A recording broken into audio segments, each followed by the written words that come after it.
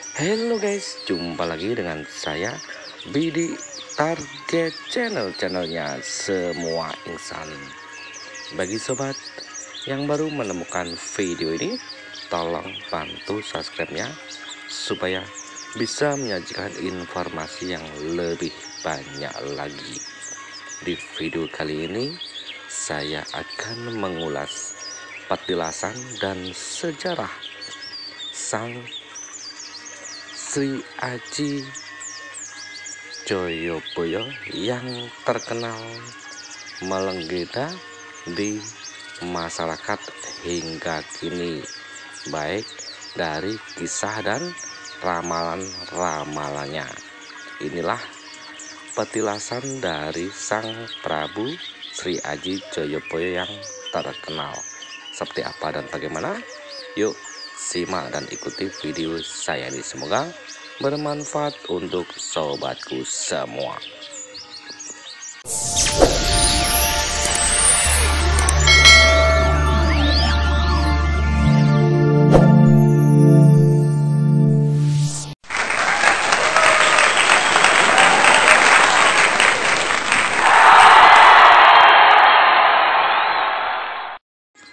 Nama besar Sri Aji Joyoboyo tercatat dalam ingatan masyarakat Jawa, sehingga namanya muncul dalam kasusastran Jawa zaman Mataram Islam atau sesudahnya sebagai Sang Prabu Joyoboyo. Contoh naskah yang menyinggung tentang keberadaan Joyoboyo adalah Babat Tanah Jawi dan Serat Aji Pamoso. Dikisahkan Prabu Joyoboyo adalah titisan Dewa Wisnu. Negaranya bernama Widarba yang beribu kota di Mamenang.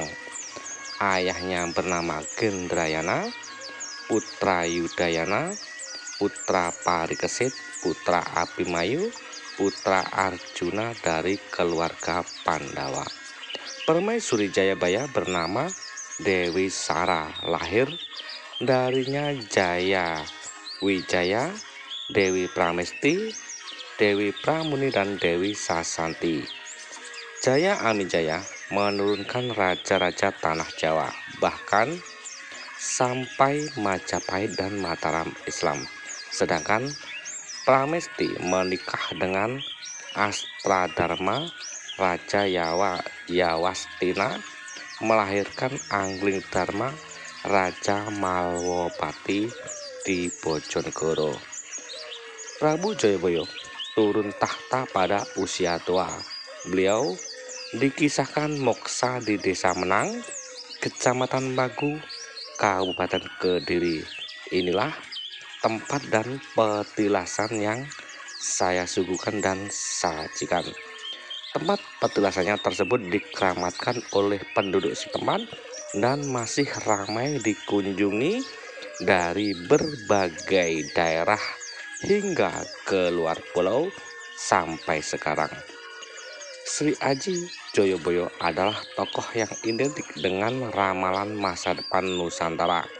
Terdapat beberapa naskah yang berisi ramalan Joyoboyo, antara lain Serat Pranitiwakya dan lain sebagainya.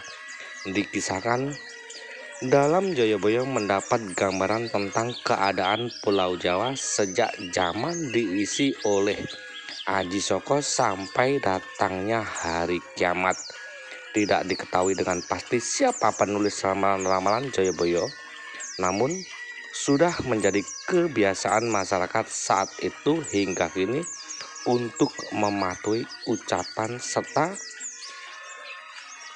sabda dari tokoh besar seperti Sri Aji Joyoboyo. Maka si penulis naskah pun mengatakan kalau ramalannya adalah ucapan langsung Prabu Joyoboyo, seorang raja besar dari Kabupaten Kediri. Tokoh bujangga besar yang juga ahli ramalan dari Surakarta bernama Ronggowarsito sering disebut sebagai penulis naskah-naskah ramalan Jayabaya. Akan tetapi Ronggowarsito biasanya menyisipkan namanya dalam naskah-naskah tulisannya, sedangkan naskah-naskah ramalan Jayabaya pada umumnya bersifat anonim. Ramalan Jayabaya adalah ramalan tentang keadaan Nusantara di suatu masa pada masa yang akan datang.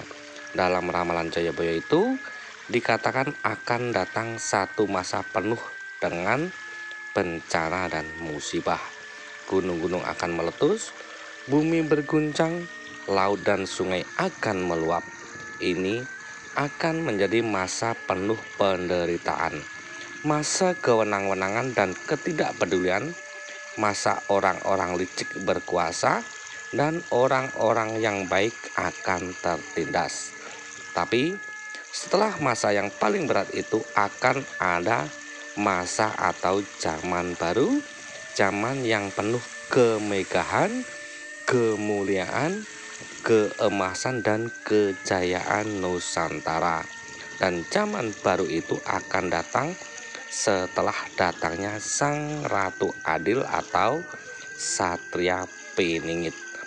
Ramalan Jayabaya ditulis ratusan tahun yang lalu oleh seorang raja yang adil dan bijaksana di Kadiri. Raja itu bernama Prabu Jayabaya yang memerintah pada tahun 1135 hingga 1159. Ramalannya kelihatannya begitu mengena dan bahkan masih diperhatikan banyak orang ratusan tahun setelah kematiannya. Seperti Bung Karno pun juga merasa perlu berkomentar tentang ramalan dari Jayabaya ini. Tuan-tuan hakim, apa sebabnya rakyat senantiasa percaya dan menunggu-nunggu datangnya Ratu Adil? Apakah sebabnya sabda Prabu Jayabaya sampai hari ini masih terus menyalakan harapan rakyat? Tak lain ialah karena hati rakyat yang menangis, tak habis-habisnya menunggu-nunggu berharap datangnya pertolongan, sebagaimana orang yang dalam kegelapan tak henti-hentinya menunggu-nunggu dan mengharap kapankah matahari akan terbit. Dikutip dari tulisan Soekarno 1930, Indonesia Menggugat. Ramalan Jayabaya ini memang lumayan fenomenal. Banyak ramalannya yang bisa ditafsirkan mendekati keadaan sekarang hingga kini. Berikut penjelasan dari sang juru kunci penjaga petilasan dari Sri Aji Jayabaya.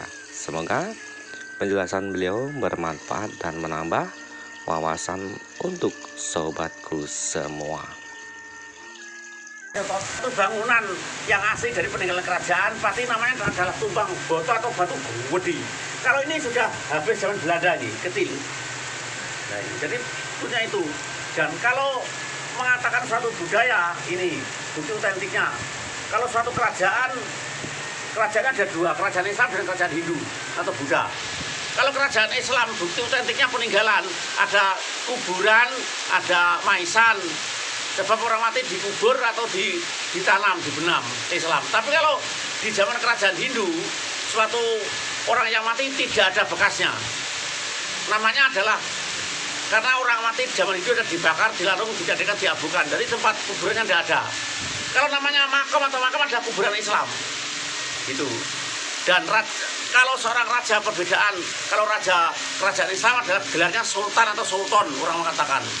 Tapi kalau kerajaan Hindu, ya tadi ya saya ulang, kalau kerajaan Islam rajanya bergelar sultan atau sultan, tapi kerajaan Hindu sang prabu. Nah itu, jadi perbedaan, ada bedanya. Nah itu seperti kilasan cerita, kilat yang kami sajikan untuk kepada orang yang menikmati dan ingin mengetahui. Nah bangunan ini adalah peninggalan kerajaan Hindu, tapi ini terbangun seakan-akan tiga kepercayaan. Yaitu, jadi gini, itu politik budaya.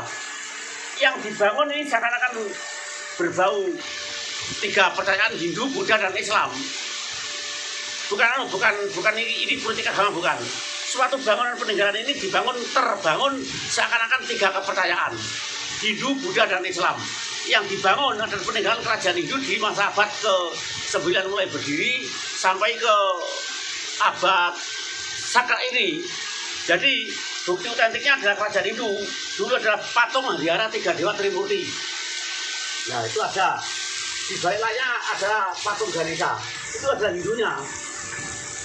Ya, ini juga yang lain. Ada lagi. Nah, bukti utamanya ada Keputren. Keputren ada suatu bangunan, ada itu Budanya. Di sana ada suatu terpampang pintu masuk berbau ada stupa. Nah, yang membangun orang-orang Islam di zaman Sultan Hamengkubuwono ke-9 pada waktu itu termasuk kalau Sultan Hamengkubuwono kan merajai Raja Islam toh. Jadi masyarakat yang beragama Islam di Yogyakarta membangun nilai budaya leluhur di sini yang dalam arti kata gene wong biyen gene awake dhewe. Jadi kita itu walaupun beragama Islam, ada keturunan orang Hindu Buddha, panjenengan anak orang Islam, putri orang Islam, aku yo podo. Tapi keturunan orang Hindu Buddha sebelum Islam berkembang di sini adalah Hindu Buddha. Wani, Kutai Hindu, Tarumanegara Hindu, lalu Kalingga Hindu, terus kayak Mataram Kuno juga Hindu, lalu Medang Hindu, lalu Kauripan juga Hindu, Kediri juga Hindu, Singosari juga Hindu, Mojopahit juga Hindu. Setelah Mojopahit berakhir itu namanya zaman perolehan agama. Dari Hindu banyak malih ke agama Islam sudah zaman golongan Sultan Bintoro, golongan Sunan-Sunan itu. Nah, itulah seperti kilasan kita kami sajikan lewat hujan yang deras dan baik. Kalau silsilah dari Jayabaya gini, kalau kerajaan Kediri asal-usul dari kerajaan Medang dulu. Kerajaan Kampung Sendok diganti oleh Sri Isana Tunggawijaya atau Lokapala. Lalu diganti Sri Mahkota Wangsawardhana, lalu diganti oleh Dharma Wangsa mati diganti oleh Mahendradatta kawin dengan Bali.